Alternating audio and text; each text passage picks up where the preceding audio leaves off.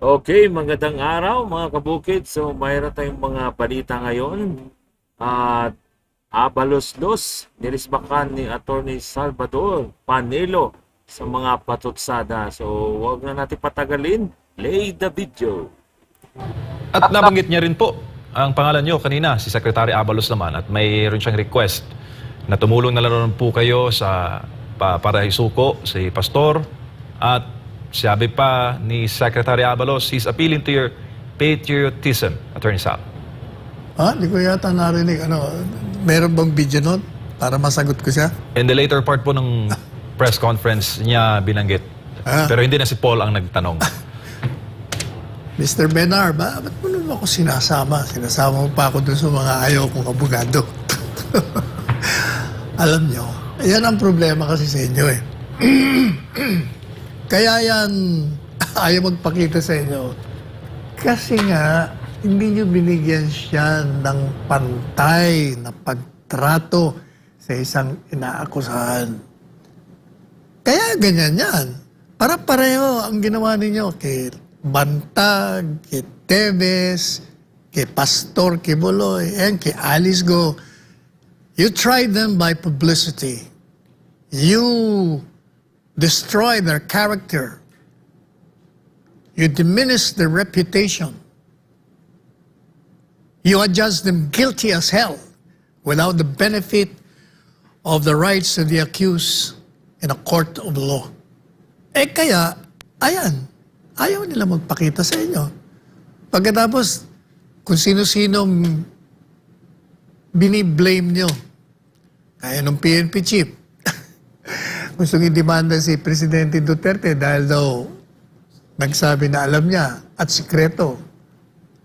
Kung may pagkakorni ka rin PNP chief, nagpapatawa lang yun, nagpapatawa. And even assuming na hindi nagpapatawa, he is not obligated under the law na sabihin sa inyo. May kaso na yan. In my statement, sinabi ko na in the 2021 case, July, sinabi na ng korte, isa kasing abogado, pinuntahan po ng isang may warrant of arrest. Nagre-reklamo ngayon yung demanda doon sa may warrant of arrest. Bakit hindi mo sinuplong yan? O kaya inaresto mo?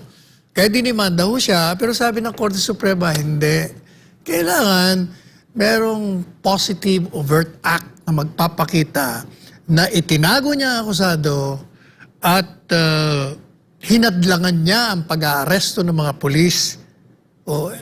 Wala naman nung ganun eh. Wala namang pinapakita mga pulis na nagkausap si dating Presidente Duterte, whether sa telepono o nakita nag-usap. Wala ring ebidensya na itong si Pastor Kibuloy kausap yung mga Kingdom of Jesus Christ sa mga miyembro para makarating kay Presidente Duterte kung nasaan siya. Yan ang problema eh. Pagkatapos kayo, nananawagan kayo, nagsusuhol pa kayo ng 10 milyon. At yan eh, isa lamang pag-amin na despite all the resources of the entire government, you cannot enforce the warrant of arrest. At yung 10 million bounty yan, nagpapakita lamang na hopeless. Wala na kayong magawa, kaya humingi kayo ng assistance sa publiko. Pero ang problema nyo, ganito. Si Pastor Apollo Kibuloy, kung yan po ay masamang tao, maniwala kayo kung masamang tao yan, maraming niloko yan, maraming nilapastangan, hindi nyo na kailangan ng kahit anong reward. Isinuplong na sana yan noon pa. Hindi. Ibig sabihin, love siya ng tao. Yeah. Sa parte naman ng mga abogado ni Pastor, mag-file na kayo kasi nakalat ang kaso. Throw the kitchen sink at them. Itong mga lumalabag sa batas. Para sila naman ikulong natin. For a change. Samantala, Attorney Sal, nagkaroon din ng press conference kagabi ang KOJC bilang tugon sa naging payag ni Bongbong Marcos noong Biyerkules patungkol po sa 10 million bounty para kay Pastor. Nabanggit kagabi na may posibilidad daw na may intel na magkakaroon ng second wave ng paglusob sa mga KOJC compound at gagamitin ng mga otoridad ang mga NPA at retired generals na ipapadala para sa operasyong ito. Pwede po ba ito, Attorney Sal? Legal po ba ito? Yung mga chismis lang naman yan. Ayan may, ano sabi mo, may balita na ganito.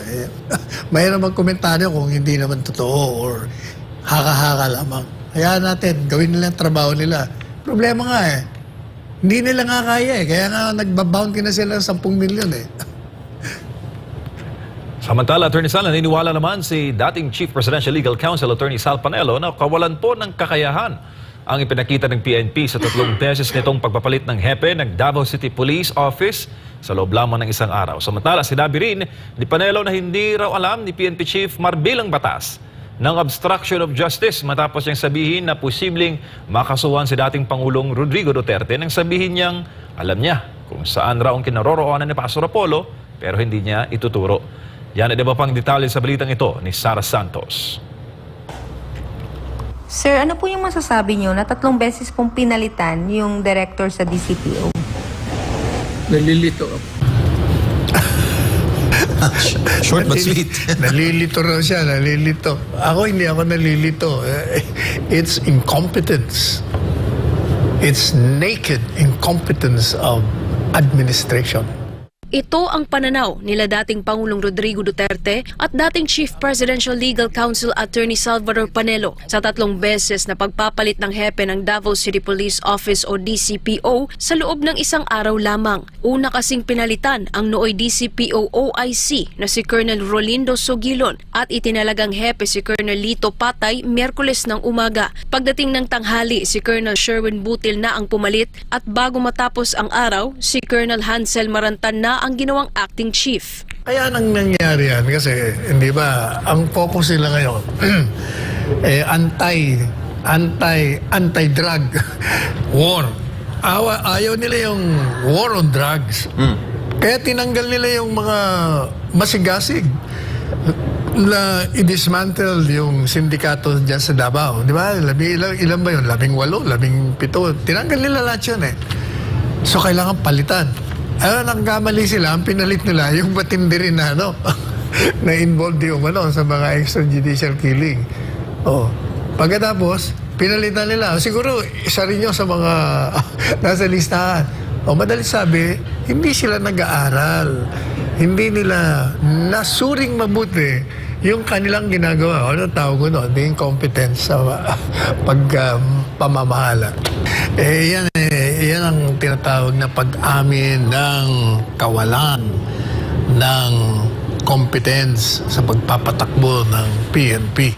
Para kay Attorney Panelo, katulad din ito sa pag-anunsyo ng 10 milyong pisong pabuya sa ikadarakip ni Pastor Apollo C. Kibuloy ng The Kingdom of Jesus Christ o KOJC. Yung 10 million pesos bounty, yan ay pag-amin na sila'y bigo despite the resources of the government. Bigo sila na ipatupad nila yung warrant. Dagdag din ni Panelo, maliban sa maaaring maging suhol ang pabuya, isang posibilidad rin kung bakit hindi isinusuko ng mga Davaoenyo si Pastor Apollo ay dahil naniniwala silang hindi naman masamang tao ang butihing pastor.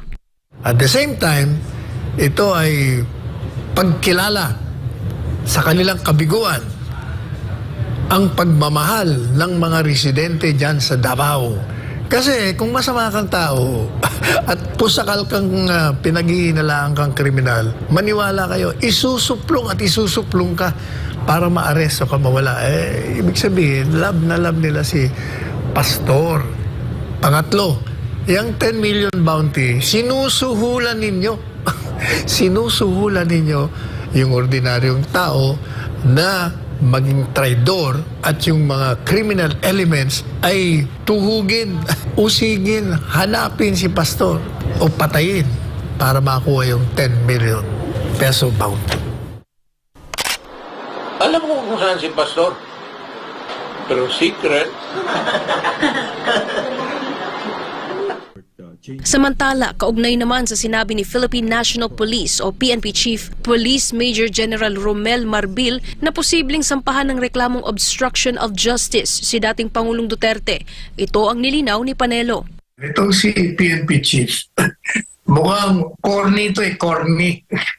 Alam nating lahat na si dating Pangulong Presidente o dating Pangulong Duterte mahilig yan na gumawa, magbiro, mag-joke. Yun ang yung statement niya na alam ko, secret. Pinapatawa niya lang yung reporter, nagtatanong sa mga reporters noon. Ipinuto ni Panelo na wala rin namang sinabi ang PNP na nakita nilang nag-usap si Pastor Apollo at dating Pangulong Duterte matapos ihain ang warrant of arrest noong 10 ng Hunyo. Wala rin naman daw intelligence report na nakikipag-ugnayan ng butihing pastor sa mga miyembro ng KOJC. Common sense will tell you na there's no way by which this former president would know the whereabouts. Sinabi rin ni Panelo na mukhang hindi alam ni Marbil ang batas ng obstruction of justice. Maliban pa doon sa tinukoy ko na corny ka, mukhang hindi mo rin alam ang batas sa obstruction of justice. Sapagkat maliwanag po sa presidential decree ang sinasabi na kailangan knowingly and willfully harboring or concealing a criminal. Kung yun lamang sinabi niya na alam ko yan, secret, ay hindi ko pwede yan. Kailangan you have to introduce proof that the former president made positive overt acts that will conceal, that will help the escape, that will prevent the law enforcement agents to arrest him, pastor. Wala naman po Kaya kalokohan lahat yan. Sa huli, may pakiusap naman si Attorney Panelo kay Marbil. Mr. PNP Chief, huwag mong gawing scapegoat itong si Presidente Duterte sa pagkabigo ninyo sa inyong incompetence ng pag-aaresto ng isang tao.